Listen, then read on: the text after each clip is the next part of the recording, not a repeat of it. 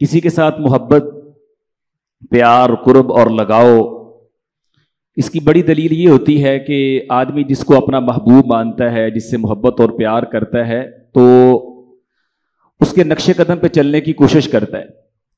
اس کا بڑا، اس کا محبوب، اس کا قائد، لیڈر جیسے کرتا ہے، جو بتاتا ہے، جو اس کا انداز، جو اس کا کردار اس کے سامنے ہوتا ہے، وہ من وعن اسی کے اوپر قائم رہتا ہے، دائیں بائیں ہونے کی کوشش نہیں کرتا.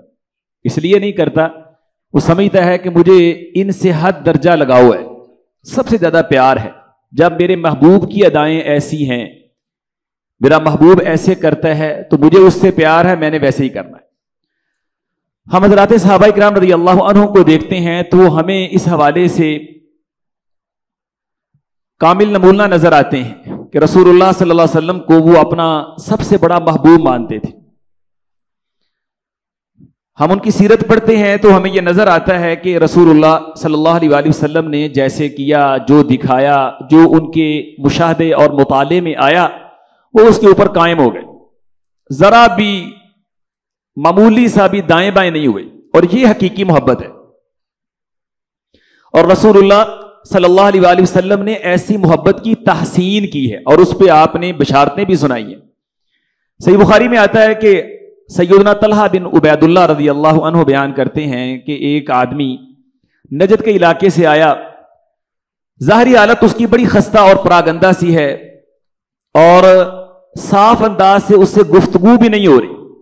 ٹھیک ہے، یسمع الدوی صوتی ولا یفقہ، اس کی آواز کی بنبناہٹ ہمیں سنائی دیتی ہے، لیکن کہنا کیا چاہ رہا ہے وہ ہمیں معلوم نہیں ہو رہا. یہاں تک کہ وہ رسول کریم صلی اللہ علیہ وآلہ وسلم کے قریب آیا اور پتہ چلا کہ وہ آپ سے ارکان اسلام کے بارے میں پوچھ رہا ہے. تو نبی کریم صلی اللہ علیہ وآلہ وسلم نے ایک ایک کر کے اسے ارکان اسلام بتائے.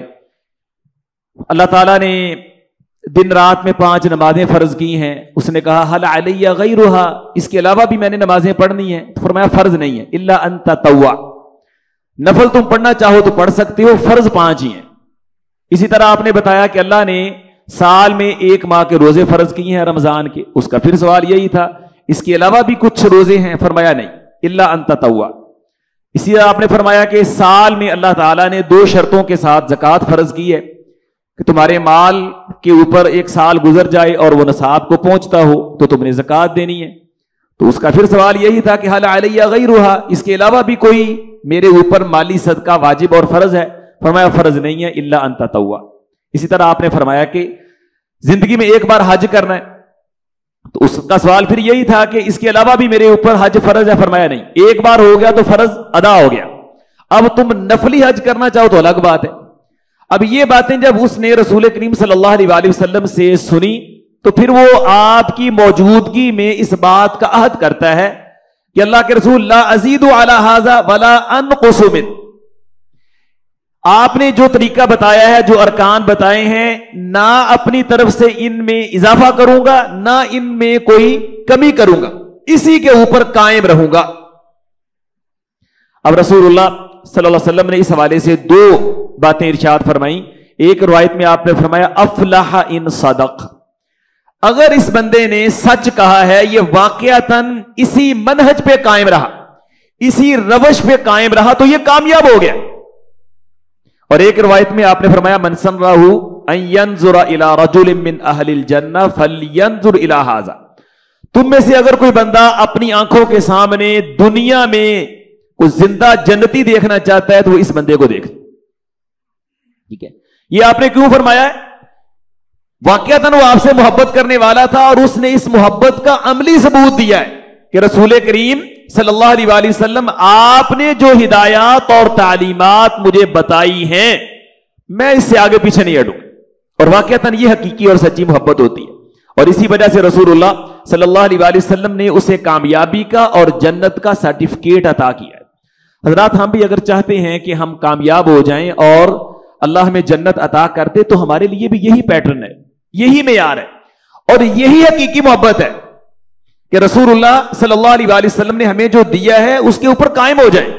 ہمیں دائیں بائیں جانے کی، دیکھنے کی کوئی ضرورت نہیں ہے. اور اگر ہم اللہ کے رسول صلی اللہ علیہ وآلہ وسلم کو اپنا پیشوا، امام، رہنما، مقتدا مانتے ہیں اور پھر ہم عملی نمونے کے لیے دائیں بائیں ہم گھوم رہے ہیں، کسی اور کو فالو کر رہے ہیں، تو یہ حقیقی محبت نہیں. ٹھیک ہے، حقیقی محبت یہی ہے.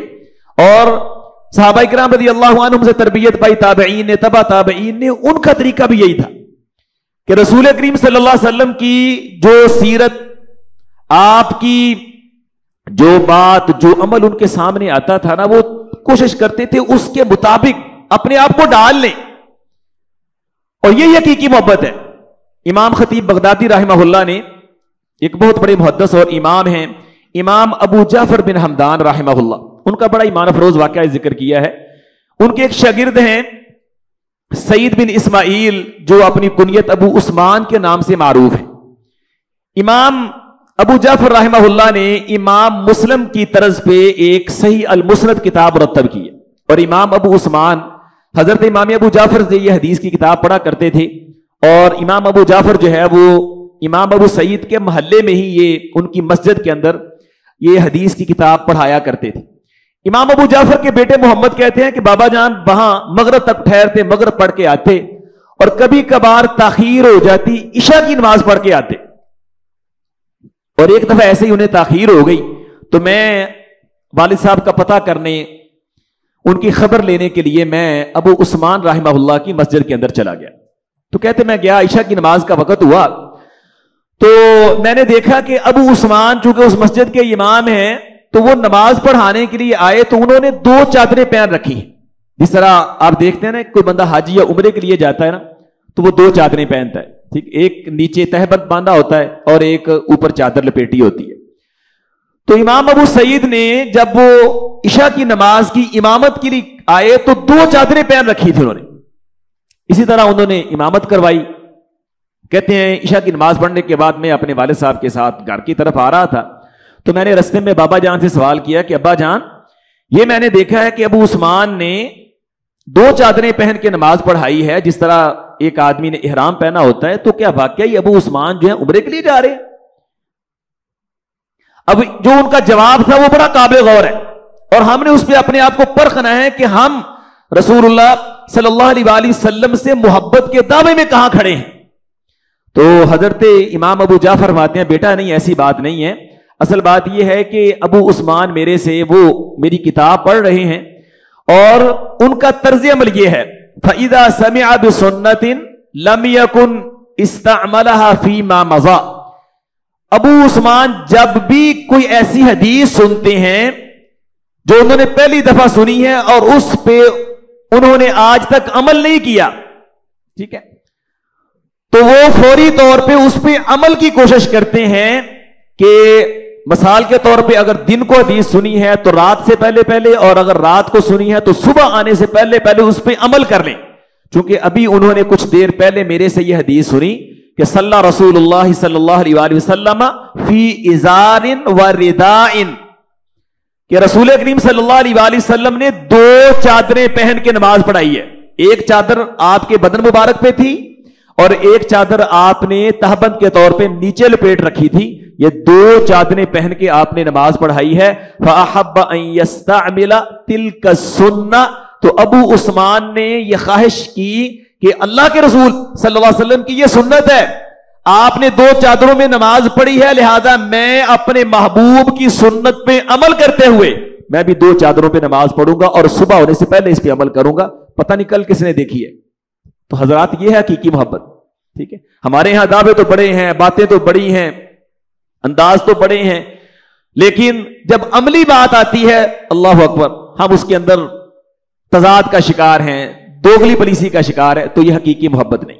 ٹھیک ہے، ہمارا حال وہی ہے جو غالباً وہ مرزا غالب نے کہا تھا نا کہ ہم تجھے ولی سمجھتے جو نہ بادہ خار ہوتا.